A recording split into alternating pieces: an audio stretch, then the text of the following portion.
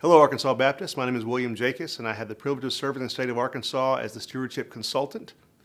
One of the many roles that I play here at the convention is to help church treasurers and finance teams understand the ins and outs of ministers' taxes and IRS regulations for churches. Today, I want to start a series of videos in which we'll address some pertinent issues that are very commonly asked and some commonly asked questions about ministers' taxes and church IRS relations.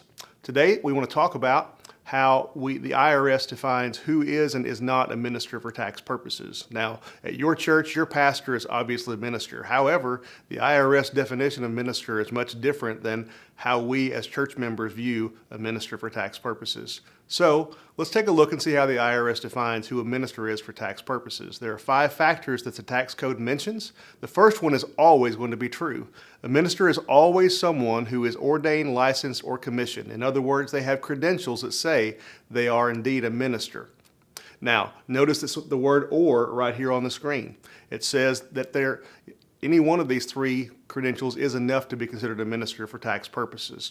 So if someone is ordained and not licensed, that's okay. If someone is licensed and not ordained, that's also okay. However, just having credentials is not enough to be considered a minister. You must also be performing what the IRS defines as sacerdotal or religious duties.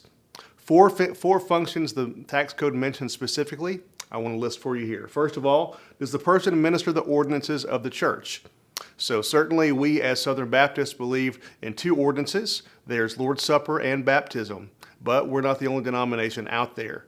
There's also weddings, funerals, last rites, and those sorts of things. So is the person performing the ordinances of the church? Secondly, does the person conduct religious worship?